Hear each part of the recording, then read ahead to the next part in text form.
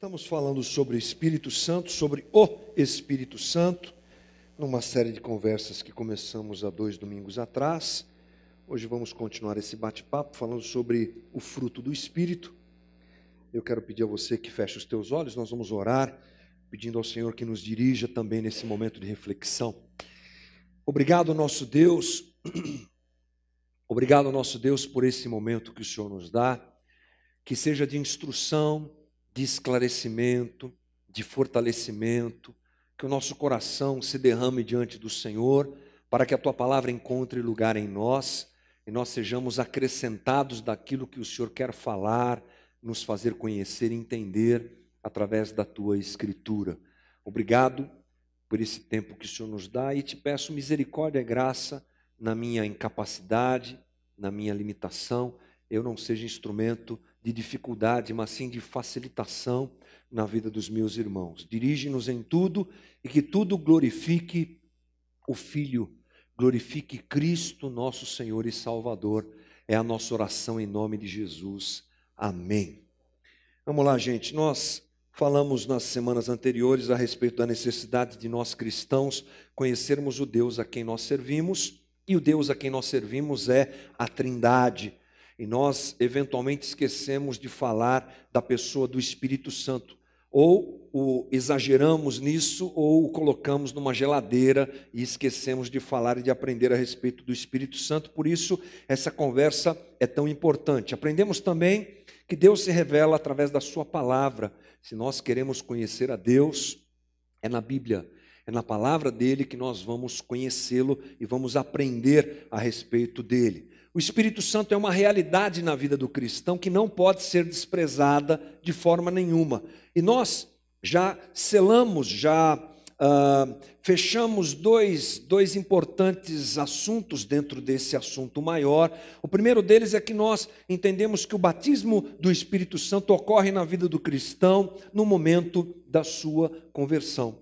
Essa foi a primeira conversa que nós tivemos. Existem 2 caminhos e nós entendemos de forma bíblica, a nossa hermenêutica nos faz entender que o batismo do Espírito Santo acontece na vida do cristão, quando ele se converte. Não é sim uma segunda experiência, mas uma experiência concomitante com a conversão. Entendemos também que se o batismo já acontece no momento da conversão, o enchimento do Espírito, a plenitude do Espírito, sim. Essa é aquela que nós devemos buscar na nossa caminhada com Cristo e com a nossa própria relação com o Espírito Santo que já habita na nossa vida. Quando nós partimos desses 2 pressupostos, nós então encontramos eventualmente objeções. Eu preciso fazer um fechamento sobre esse assunto, até porque o tema é grande e alguns domingos a gente vai ter que fechar alguma coisa no domingo seguinte, né? Ou nesse domingo abordando alguma coisa do domingo passado. Sempre que a gente pensa a respeito de Espírito Santo, a respeito de batismo com o Espírito Santo, existem caminhos alternativos, como eu disse. Um deles é pensarmos que não pode existir batismo com o Espírito Santo sem experiência espiritual. Você sabe o que eu quero dizer com experiência, né? Falar em línguas, ter algum tipo de visão, ter algum tipo de emoção, ter algum tipo de relação mais profunda com Deus. Para algumas pessoas isso é inseparável. Quando você fala de batismo com o Espírito Santo, imediatamente a pessoa já pensa naquele movimento de experiência com Deus. Agora a pergunta é, um crente batizado com o Espírito Santo, ele pode ser batizado com o Espírito Santo sem nenhum tipo de experiência sobrenatural? Pode isso, Arnaldo? Já perguntaria o cara da Globo lá. A resposta é sim, irmão. Pode sim. Essa associação que a gente faz entre batismo do Espírito Santo e experiência com Deus, ela é fruto do fato de nós sempre, quando pensamos em batismo do Espírito Santo, pensamos em quem? Pensamos em que texto? Atos 2. Que é o momento onde o batismo com o Espírito Santo aconteceu, onde o Espírito se fez presente, onde ele foi derramado.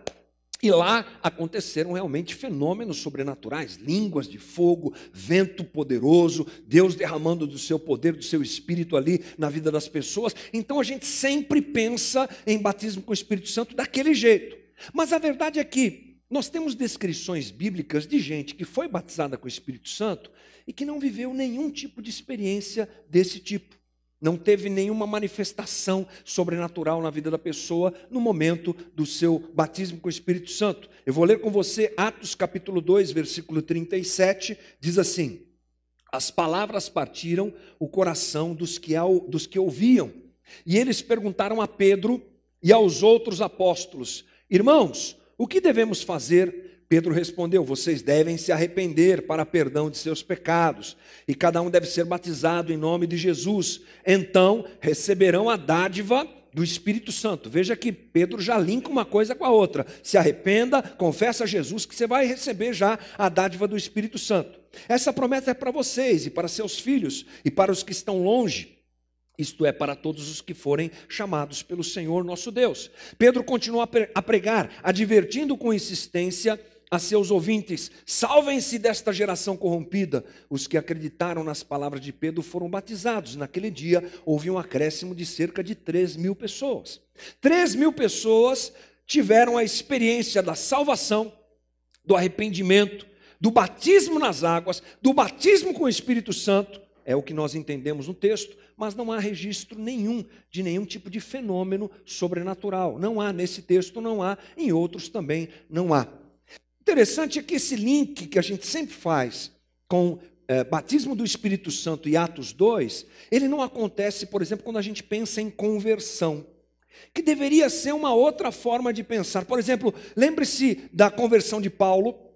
Vamos checar como é que foi a conversão de Paulo? Atos dos Apóstolos, capítulo 9, versículo 3 diz: quando se aproximava de Damasco, de repente uma luz do céu brilhou ao seu redor.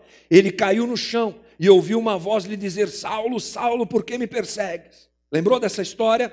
Maravilha. Por que a gente não pensa que toda conversão tem que ser assim? Agora, está convertido? Viu a luz? Teve luz na sua cabeça? Deus falou com você, por que você persegue Deus? Alguma coisa assim? Não. Você vê que coisa interessante?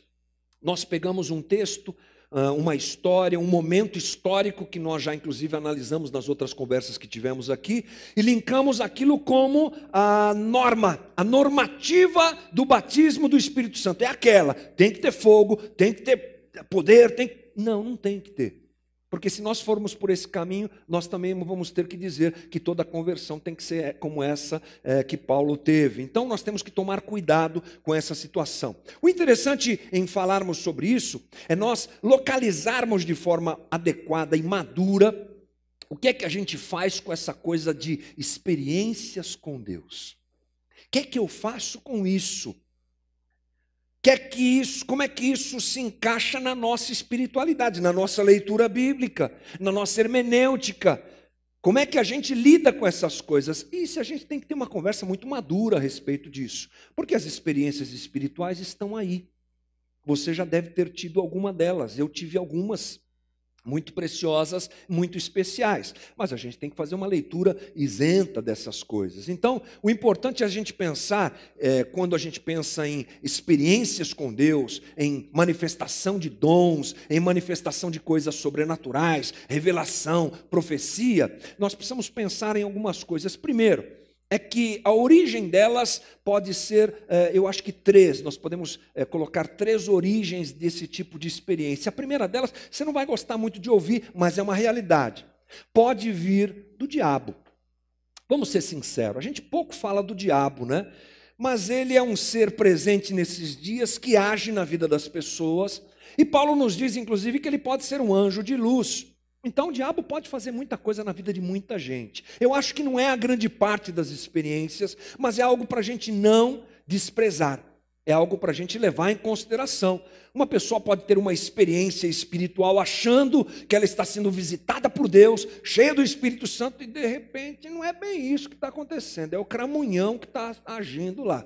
Né? Tem que tomar cuidado com essas coisas. A segunda forma, segunda fonte de experiências, talvez essa seja mais comum, são experiências motivadas pelo psicológico de cada um de nós, pelo psique humano, pela emoção humana.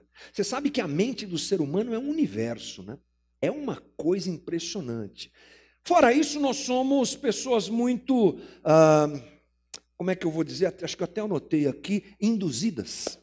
O poder da indução é muito grande na vida do ser humano, é uma coisa muito importante a gente destacar. Portanto, talvez uma grande parte das experiências espirituais na vida dos cristãos advenha de situações psicológicas, de indução. Veja bem, quando você tem vamos fazer uma análise rápida aqui. Quando você tem uma ideia de que o Espírito Santo, o batismo do Espírito Santo é uma segunda bênção e que ela se manifesta pelo dom de línguas, coisas que nós já desconstruímos nas outras conversas, já entendemos que não é assim que funciona, mas se você pensa assim, olha só que coisa, você está numa comunidade que pensa assim, o batismo com o Espírito Santo é uma segunda bênção, e você só vai ser validado como alguém batizado com o Espírito Santo se você falar em línguas. O que é que você vai querer, irmão? Você vai querer falar em línguas, porque tem uma pressão social dentro da comunidade. Eu sou batizado no Espírito Santo, eu falo em línguas, mas você não, você é novinho, chegou agora, precisa ralar muito joelho no chão, muita oração. Aí você lá, coitadinho, é verdade, eu preciso. Então você vai ser induzido, há uma indução. Pode falar que não, irmão. Não é uma questão de gostar ou não gostar, é uma questão de realidade. Somos induzidos. Fora a indução que é feita e a pressão que é feita pelos pregadores que pensam dessa maneira. Não é que qualificam pessoas, qualificam o rebanho, qualificam a comunidade de gente mais crente porque é batizada com o Espírito Santo e fala em línguas, e de gente menos crente porque ainda não passou por essa experiência. Ou seja, tudo contribui. Tudo contribui para essa experiência acontecer também por um movimento que é o movimento da nossa mente, do nosso coração, que é enganoso e a gente não pode esquecer disso. Aquela coisa da catarse que nós já falamos algumas vezes. Ok, guarda isso aí. Guarda isso como conhecimento, entendimento na tua cabeça. Agora, é verdade, pode ser uma grande e linda experiência com Deus. Quer dizer que tem? Tem. Quer dizer que vocês aqui na casa acreditam? Oxente, e como? A gente acredita sim. Deus é bom, Deus é maravilhoso, Deus opera. O que nós precisamos fazer é colocar essas coisas no devido lugar, para a gente não ter uma espiritualidade bagunçada. Essas coisas precisam estar no devido lugar. Como uma experiência real de um verdadeiro milagre de Deus, pode acontecer aquilo que eu falei, eu acho que semana passada, que de repente você serve a Jesus já há vários anos, e aí você tem uma experiência com Deus, e aquilo pode ser a tua conversão. Não jogue fora essa possibilidade. De repente estou dizendo você assim, né? A pessoa fica na igreja há muito tempo, se relacionando com a religião, e ela se converte num certo dia, depois de tanto tempo de igreja, e ela tem uma experiência com Deus, é batizada pelo Espírito Santo naquele dia, porque se converteu naquele dia. De repente pode acontecer. É uma experiência também de capacitação e enchimento de um crente já convertido. Deus age assim. Deus coloca sobre a vida das pessoas uma capacitação especial, diferenciada. É algo sobrenatural e pode acontecer, ok? Não são definitivas, e podem se repetir. Esse é um ponto importante de uma experiência genuína com Deus. Vamos pensar nisso. Elas não são definitivas, essas experiências, porque Deus está trabalhando a vida da gente, Deus está agindo na vida da gente. Elas não são definitivas, como o batismo do Espírito Santo, que é definitivo. Ele é de uma vez só. Essas experiências eventualmente podem acontecer na vida das pessoas. Agora, também é importante a gente se lembrar que Deus nos renova e deseja que esse crescimento, que esse movimento aconteça na vida do cristão. Fortalecimento, renovo da disposição de servir a Deus, consolo, uma nova tarefa, um novo momento, uma visitação de Deus. Você está lá orando na tua casa, ou você está na comunidade, adorando com os irmãos, e Deus te visita. Amém, irmão? É possível, com certeza. Acontece na vida das pessoas como um plano de Deus. Vamos nos lembrar, por exemplo, de Paulo, grande nome, né, do Evangelho do Novo Testamento. Paulo, lá em 2 Coríntios 12:2, diz assim: conheço um homem em Cristo que há 14 anos foi arrebatado ao terceiro céu. Se foi no corpo ou fora do corpo, não sei, só Deus sabe. Esse é o relato de Paulo, ele mesmo está dizendo isso dele mesmo, que ele teve uma experiência diferente, teve um arrebatamento na vida dele. Por quê? Porque ele estava sendo preparado por Deus para ser o apóstolo dos gentios, não é? E nós não podemos desprezar esse movimento de Deus na história. A gente às vezes não enxerga isso, né? A gente é ruim. de enxergar Deus agindo na história. Mas existiram momentos na história da humanidade onde Deus derramou do seu Espírito em uma nação inteira, por exemplo. Movimentos como o movimento da Reforma, uma coisa que mudou a história do Evangelho, mudou a história do cristianismo, uma ação de Deus, uma ação sobrenatural de Deus. E em outras situações históricas nós também encontramos esse movimento de Deus. Então, podemos até dizer que às vezes Deus derrama da sua unção. Mas pode falar essa palavra aqui, pastor? Pode falar essa palavra, porque ela é bíblica. Deus derramou da sua unção sobre as pessoas. Isso significa o quê? A gente só tem que tomar cuidado com esse termo, porque ungir alguma coisa é separar aquilo.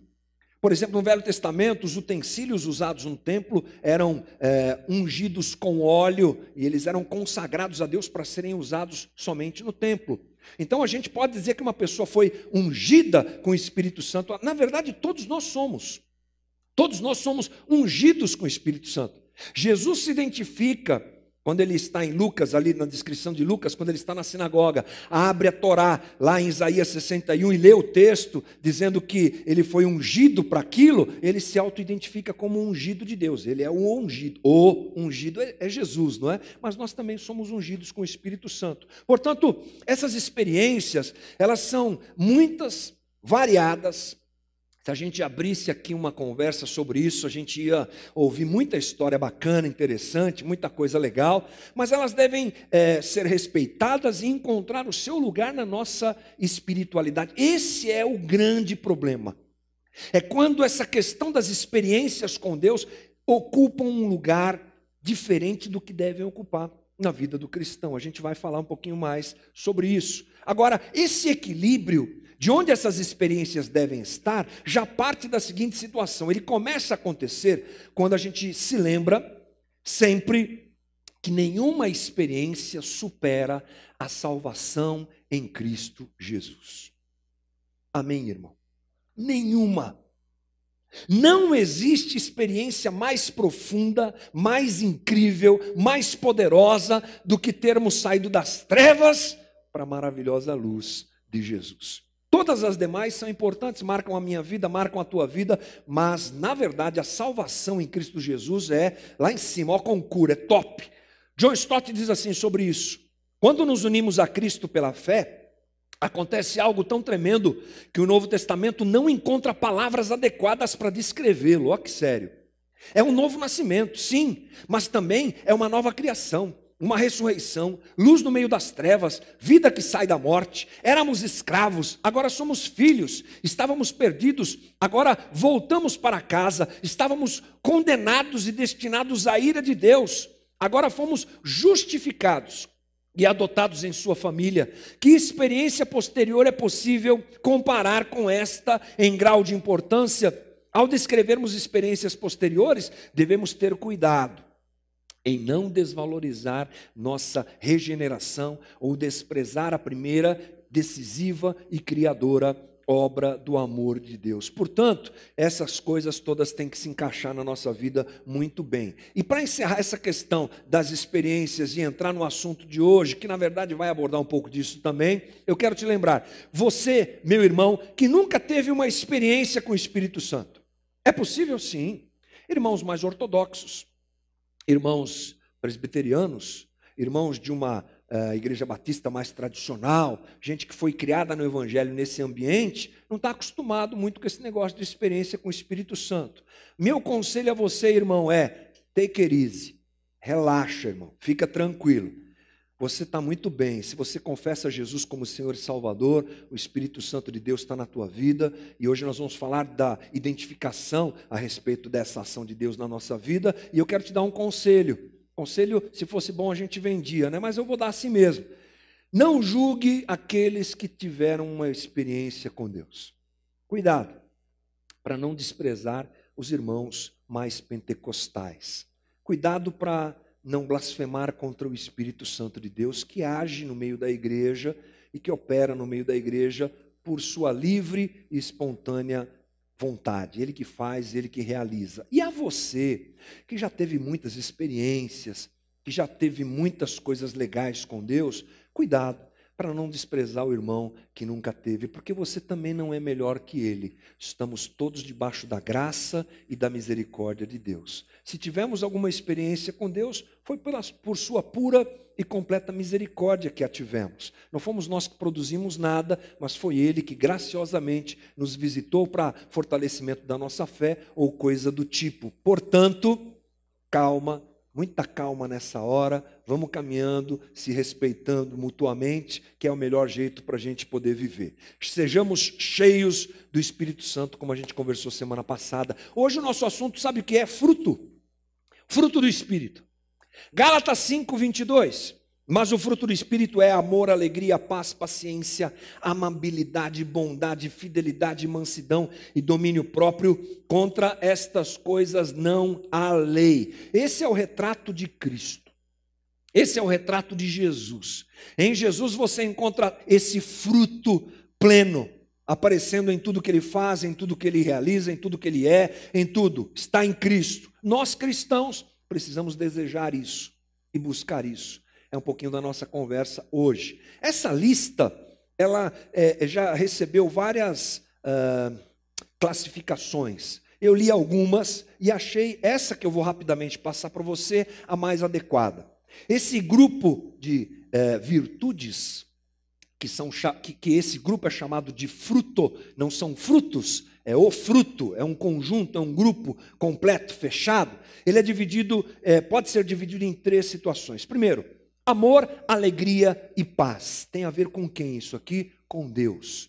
É a ação de Deus na vida do cristão. A gente não produz isso. Deus coloca isso na vida da gente. É parte do fruto do Espírito, ok? É uma tríade que está presente em tudo que Deus faz e deve estar presente na vida do cristão que está buscando o enchimento do Espírito, ok? Amor, alegria e paz. Segundo, paciência, amabilidade, que a gente pode mudar a tradução para ternura e bondade. Isso tem a ver com quem? Com os outros. Primeiro grupo, com Deus, Deus agindo na vida da gente. Segundo grupo, a nossa relação com as pessoas. Virtudes presentes no relacionamento que a gente tem com os outros. Reações que nós temos na nossa relação diária com as pessoas, ok? No nosso dia a dia, na nossa relação com as pessoas que nos cercam, na nossa relação com a vida e tudo mais. Paciência, ternura e bondade. E, em último grupo, fidelidade, mansidão e domínio próprio. Isso tem a ver com quem? Comigo. Tem a ver comigo, ok? Alguém que é fiel, que cumpre aquilo que faz, que diz que vai fazer. Mansidão, que não é frouxidão, cuidado para não entender errado. Mansidão é aquele que tem força, é aquele que tem autoridade, mas não abusa disso. Muito bonito esse jeito de pensar, né? O manso é aquele que não explora as pessoas, apesar de ter força para fazer isso. Ele é manso, ele controla os valores que tem. Domínio próprio é o senhorio sobre a língua, sobre os pensamentos, apetites e paixões. Muito legal a gente pensar que foi justamente nessas 3 esferas a grande ruptura que a humanidade viveu após a queda. Ok? Quando nós rompemos com Deus, nós rompemos, quando nós desejamos andar longe de Deus, esse rompimento nessas 3 esferas é o que aconteceu. Nós rompemos com Deus, nós rompemos com os outros, nós rompemos conosco mesmo. Essa, portanto, é uma ação do Espírito Santo de regeneração de nós, criaturas, nós que fomos criados à semelhança de Cristo. Como eu disse, é um retrato de Cristo e a gente não pode escolher uma coisa só, viu, gente? Já fica a dica aí, tá? Eu quero ser manso, mas não quero ser bom. Não funciona assim. Ok? Não dá para escolher, é pacote completo, é pacote office, vem tudo fechado, tudo dentro. Aquele monte de programa que você não usa para nada. Não, mas esse caso você usa sim, com certeza. Por isso que o nome é fruto, não são frutos. Esse fruto eu quero, Não, é fruto, é um conjunto de ações que vem na ação do Espírito Santo de Deus na vida do cristão. Nós precisamos desejar essas coisas e agora fazendo um contraponto às experiências espirituais, meu irmão, é melhor desejar o fruto do que as experiências. Não tenha dúvida disso. É melhor para o cristão desejar o fruto do Espírito do que as experiências. E a gente tem vivido um caminho diferente no Evangelho esses dias. Muito pouco se fala do fruto do Espírito E muito se fala sobre experiências sobrenaturais com Deus. E a gente precisa colocar essas coisas, perdão, no seu devido lugar. Como é que eu desenvolvo esse fruto? Vamos para a parte mais prática da nossa conversa. Bom, é através da ação do Espírito Santo. Ele não pode ser produzido por nossa força própria. Por isso que é fruto de quem? Do Espírito Santo. Quantas vezes você tentou ajustar a tua vida a algumas coisas como essas que nós dissemos agora e durou meio dia? Para alguns durou 15 minutos. Não deu nem tempo. Já daqui a pouco já estava tropeçando, caindo de novo, já estava errando de novo, já estava perdendo sei lá, já estava fugindo dessa realidade. Por quê? A gente não produz isso. Não dá para a gente dizer assim, eu vou ser alguém manso, eu vou ser manso, eu vou ser manso. Repita 10 vezes que você vai... Né? Eu vou ser bonzinho, eu vou ser... Não dá, isso não está em nós. Nós somos realmente muito ruins, maus. E essa ação é uma ação que o Espírito produz na vida da gente. É importante a gente se lembrar que esse fruto do Espírito, ele se contrapõe à nossa natureza humana que é má. A gente não carrega esses valores na nossa naturalidade. A nossa natureza humana é realmente má. Quem opera é o Espírito Santo, não parte de nós, é Ele que opera na nossa vida. Portanto, olhar para nós e perceber como nós somos maus é super importante nesse aspecto, para a gente desejar realmente o fruto do Espírito. Quero ler com você Gálatas capítulo 5, versículo 16, é uma descrição pesada de Paulo, mas acho que cabe aqui a nossa conversa a respeito das obras da carne. Se tem o fruto do Espírito, tem as obras da carne. Gálatas 5, 16, por isso digo, deixem que o Espírito guie sua vida. Assim, não satisfarão os anseios de sua natureza humana. A natureza humana deseja fazer exatamente o oposto do que o Espírito quer. E o Espírito nos impele na direção contrária àquela desejada pela natureza humana. Está vendo aí, irmão? Tem conflito, tem choque. Essas duas forças se confrontam o tempo todo. De modo que vocês não têm liberdade de pôr em prática o que querem fazer, o que desejam fazer, o que intentam fazer. Quando, porém, são guiados pelo Espírito, não estão debaixo da lei. Quando seguem os desejos da natureza humana, os resultados são extremamente claros. Imoralidade sexual, impureza, sensualidade, idolatria, feitiçaria, hostilidade, discórdias, ciúme, acessos de raiva, ambições egoístas, dissensões, divisões, inveja, bebedeiras, festanças desregradas e outros pecados semelhantes. Repito o que disse antes, quem pratica essas coisas não herdará o reino de Deus. Essas são as obras da carne. Quem segue os valores da carne, quem alimenta os valores da carne, da natureza humana, quando a gente fala carne é natureza humana, é esse caminho que vai se trilhar. Todos os relacionamentos que temos são naturalmente falhos e nós tendemos sempre à idolatria. Esses somos nós. Essa descrição é a nossa descrição. Por isso, viver em harmonia com Deus é necessário. Buscar o fruto do Espírito é completamente necessário para nós. E esse fruto do Espírito, gente, completando algumas coisas que nós já falamos nas outras conversas, é a evidência clara de que alguém está cheio do Espírito Santo. Não é uma experiência sobrenatural, não é um lampejo, não é um falar em línguas, não é uma profecia, isso tudo é bacana, a gente já entendeu isso, mas isso não evidencia alguém como cheio do Espírito. Alguém cheio do Espírito vive a transformação da sua natureza humana. Essa pessoa vai frutificando e mudando o seu jeito de ser, sendo mais parecido com Cristo, porque esse é o nosso ideal.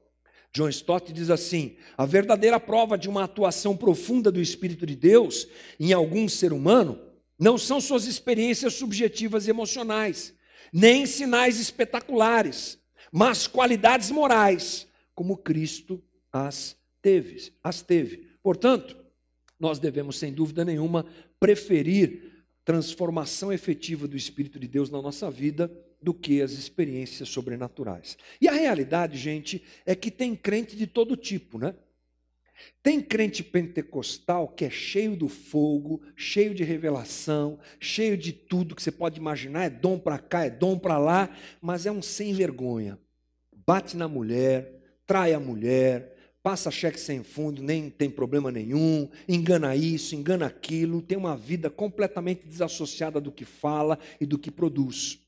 Agora tem crente pentecostal cheio do fogo, cheio da unção, que é gente de Deus, que tem o caráter transformado, que vai vivendo esse fruto do Espírito também.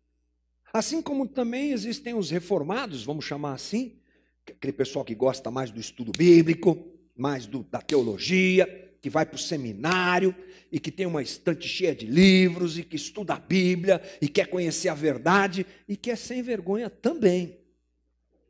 E que não presta também. Agora tem aquele também que é do seminário, que fala grego, não é? Que vai na raiz do texto grego e conhece as coisas e tal, e que é gente de Deus. Portanto, tem crente para todo gosto. É só você escolher qual deles você quer ser. O que é melhor para você, não é? Eu espero que o final da nossa conversa aqui nesses dias seja de gente que realmente ama Jesus, que quer andar com Jesus, que quer servir a Jesus e que quer ter a sua vida transformada por Jesus. O fruto do Espírito vem pelo Espírito e cresce em nós. Por isso Paulo diz para a gente ser cheio do Espírito. Agora há uma pergunta inevitável. Beleza, então é o Espírito Santo que faz. Então o Espírito Santo faz aí, vai fazendo a obra aí na minha vida. Será que eu não tenho parte nisso? Qual é a minha parte nessa caminhada? E Paulo fala umas coisas muito legais para a gente entender esse movimento que a gente deve fazer para ser cheio do Espírito, para frutificar, ok? A metáfora que Paulo usa é uma linguagem agrícola, tanto que ele fala de fruto, né? Fruto é uma linguagem agrícola, presente na vida daquelas pessoas a quem ele escrevia. Eram basicamente agricultores, pecuaristas, gente dessa linha aí. Portanto, nada melhor do que usar termos desse tipo para o pessoal entender. Então, a gente traz esses termos para nós também compreendermos. Se Paulo apresenta as virtudes do Espírito como um pacote fechado chamado fruto do Espírito, ele também nos mostra como é que a gente deve buscar isso. E ele, para isso, usa essa linguagem que está ali no versículo 7 de Gálatas 6, que diz assim: não se deixem enganar. Ninguém pode zombar de Deus. A pessoa sempre colherá aquilo que semear. Quem vive apenas para satisfazer sua natureza humana, colherá dessa natureza ruína e morte. Mas quem vive para agradar o Espírito, colherá do Espírito a vida eterna. Portanto, a resposta de Paulo para essa pergunta, o que é que eu faço, é muito simples. Eu só posso colher aquilo que eu semeio. Se eu quero o fruto do Espírito, eu preciso semear aquilo que vai gerar esse fruto do Espírito. É uma lei natural que se aplica na vida do cristão. E Paulo abre a conversa aqui que nós lemos, dizendo: de Deus não se zomba. Querendo dizer o seguinte: olha, não adianta você querer brincar com Deus, ficar com um discurso, ficar com uma conversa, mas não semear. Você vai colher o que você está semeando. E não é semear palavra, não é semear papo furado, não é semear uma cara bonita de santidade, é uma semeadura de vida. Paulo está dizendo: se você não entender e não semear para o Espírito, no Espírito, você não vai colher do Espírito aquilo que você deseja. Portanto, nós precisamos entender que temos à nossa disponibilidade sementes da natureza humana e sementes do Espírito. Simples assim. Nós somos a terra fértil. Nós somos a terra onde nós vamos semear essa semente. Eu conheci um pregador português que falava semente. Vamos semear a semente agora. Mas ele estava falando de dinheiro. Naquela época não tem nada a ver com a nossa conversa hoje, né? Era outra conversa, não tem nada a ver com a gente. Essa semente aqui é a semente da carne ou a semente do Espírito. Qual delas nós vamos semear? Eu estava lendo Romanos essa semana e Paulo fala algumas coisas muito fortes que eu acho que cabe muito bem à nossa conversa sobre isso. Diz assim, Romanos 8, 5. Aqueles que são dominados pela natureza humana pensam em coisas da natureza humana. Mas os que são controlados pelo Espírito pensam em coisas que agradam o Espírito. Portanto, permitir que a natureza humana controle a mente resulta em morte. Mas permitir que o Espírito controle a mente resulta em vida e paz. Pois a mentalidade da natureza humana é sempre inimiga de Deus. Nunca obedeceu às leis de Deus e nunca obedecerá. Por isso, aqueles que ainda estão sob o domínio de sua natureza humana não podem agradar a Deus. Vocês, porém, não são controlados pela natureza humana, mas pelo Espírito, se de fato o Espírito habita em vocês. O que é que Paulo está dizendo? Se vocês são convertidos, o Espírito Santo já habita em vocês, vocês não são controlados pela natureza humana, mas pelo Espírito de Deus que já habita em vocês. Portanto, irmãos, vocês não têm de fazer o que essa natureza humana lhes pede, porque se viverem de acordo com as exigências dela, morrerão. Se, contudo, pelo poder do Espírito fizerem morrer as obras do corpo, viverão. O que são essas sementes, gente? Que conversa é essa de Paulo? Que conversa é essa? Tem a ver claramente, gente, com o nosso estilo de vida. Que semente que eu tenho semeado na minha vida? Tem a ver com quem nós dividimos a vida. Tem a ver com o que nós priorizamos na vida. Tem a ver com o que nós gastamos nosso tempo. Onde está o nosso tesouro, ali está o nosso coração. Não é? Ou ao contrário, onde está o nosso coração, ali está o nosso tesouro.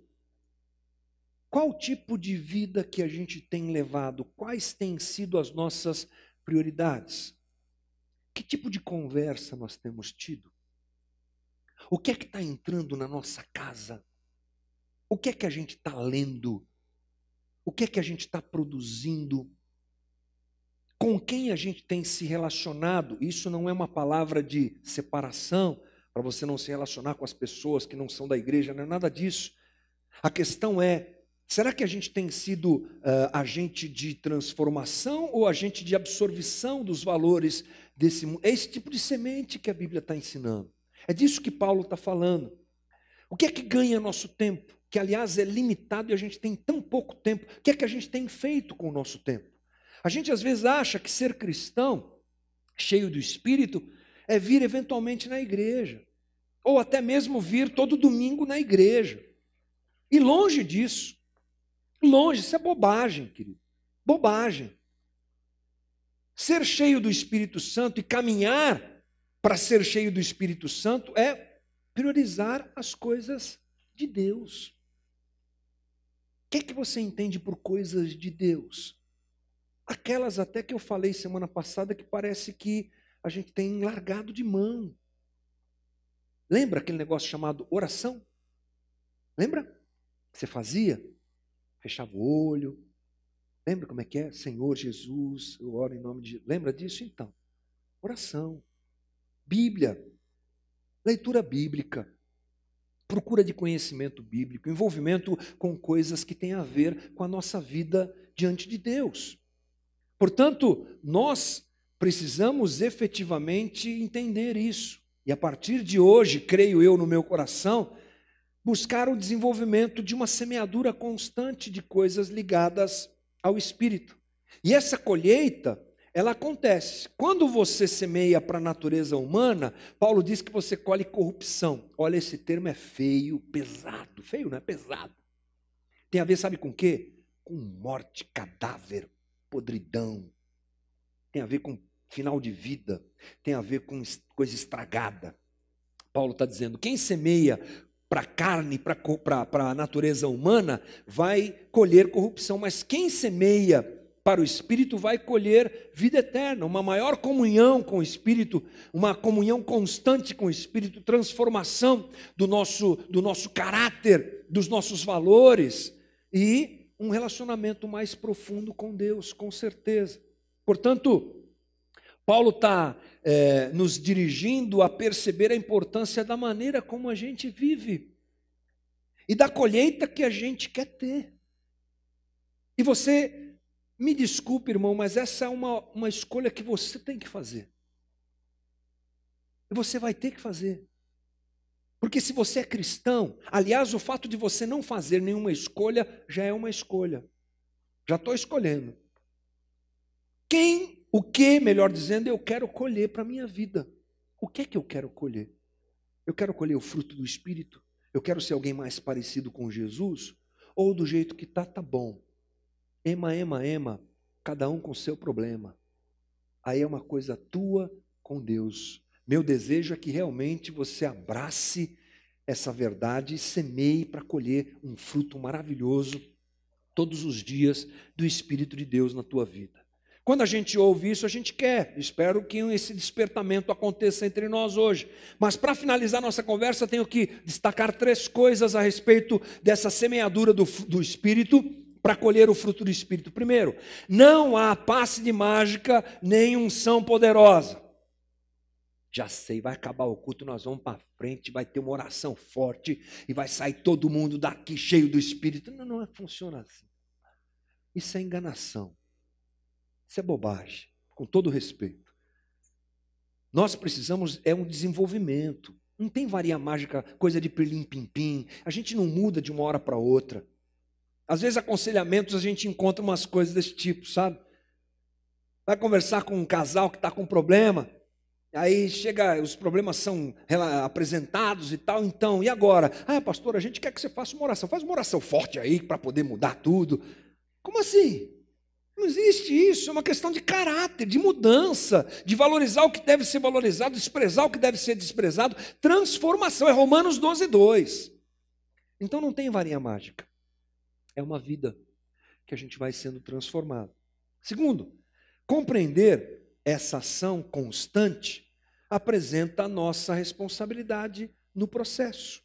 A pergunta que cabe aqui é: o que é que eu estou fazendo para ter um caráter cristão transformado? Eu estou semeando no Espírito ou eu continuo brincando de crente? Ou eu continuo brincando de servir a Jesus? Essa é uma boa pergunta também para a gente carregar. E em último lugar, perceber que esse processo acontece comigo todo dia e acontece com você. Está acontecendo. Na vida de quem quer, ele está acontecendo. Esse é um movimento orgânico da igreja que de vez em quando a gente fala aqui, que é lindo, que ninguém produz, quem produz é o Espírito Santo, que vai identificando corações sinceros, que vai identificando gente com o joelho no chão, com vontade de mudar, de transformar a sua vida, e ele vai agindo, ele vai fazendo, ele usa um, ele usa outro. Todos estamos nesse processo e todos estamos debaixo da graça e da misericórdia de Deus que age na nossa vida. Está fazendo na minha vida, e em nome de Jesus eu creio, está fazendo também na tua vida, e assim a gente vai caminhando. Fruto do Espírito, irmãos. Diante de um desejo tão grande de termos experiências espirituais, fica meu convite para você diante da palavra de Deus. Procure o fruto do Espírito. Deseje, tenha um desejo ardente no teu coração de frutificar esse fruto, que é o caminho que todo cristão deve seguir. No meio desse caminho, experiências podem acontecer. Eu até desejo que elas aconteçam, para fortalecimento da tua fé, para você se solidificar na tua caminhada, mas entenda, é só um presente de Deus no meio da caminhada. O que importa é a gente ir frutificando, crescendo, melhorando e aprimorando a nossa relação com Deus dia a dia, e que Deus nos ajude em nome de Jesus. O meu desejo é que você dê muito fruto e fruto do Espírito Santo. Amém? Se você crê nisso, deseja isso, quero te convidar a ficar de pé comigo para nós orarmos juntos. Pode subir, gente, fica à vontade. Quero te convidar a fechar os teus olhos, porque a gente fecha os olhos para não se distrair, né? E que você ore comigo agora. Porque se há uma coisa que acontece na vida de um cristão que quer frutificar, é quebrantamento, é arrependimento, é percepção de que está errado, é um desejo ardente de mudança, é uma percepção simples e objetiva de que existem coisas a serem transformadas na nossa vida. Ore por isso agora.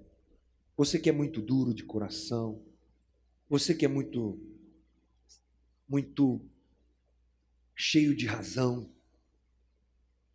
você que tem dificuldade em assumir o teu erro, Você que tem dificuldade em se quebrantar diante do Senhor, faça isso agora. Busque a Jesus, fale com Jesus, porque esse é um movimento de Deus. Eu não tenho dúvida que Ele quer fazer isso na nossa vida.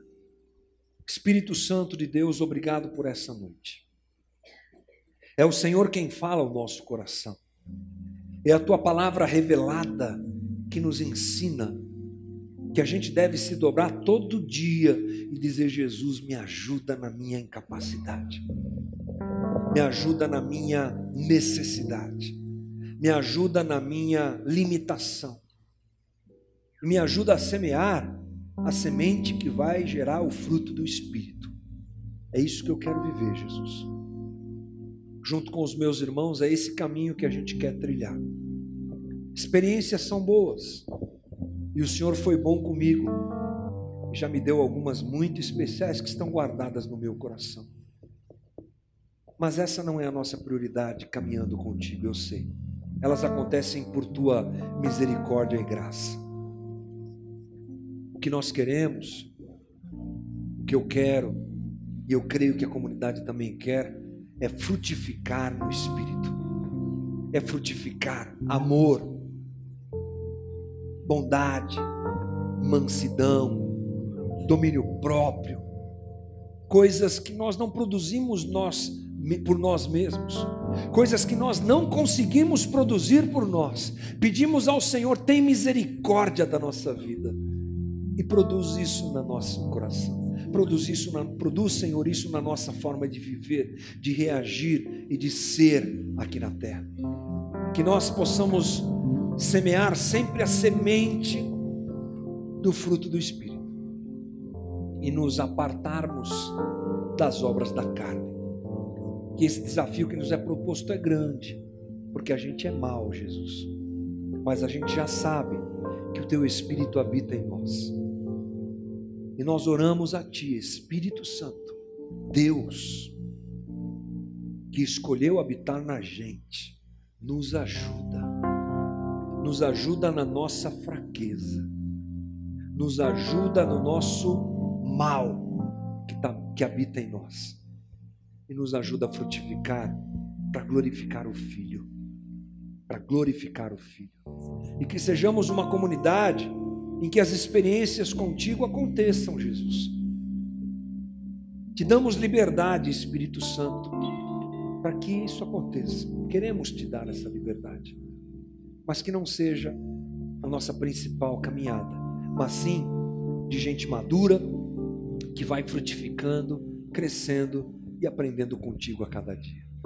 Obrigado por esse domingo, obrigado por essas 2 boas reuniões que o Senhor nos deu, obrigado pela comunidade. Peço ao Senhor que essa palavra se multiplique nos corações, aqueça os corações e ensine a comunidade no dia a dia, e nos dá uma boa semana, Senhor, debaixo da Tua graça, do Teu amor e do Teu cuidado. É a nossa oração em nome de Jesus. Amém. Deus nos abençoe, irmão. Uma boa semana para você. Pela paz. Nada mais importa.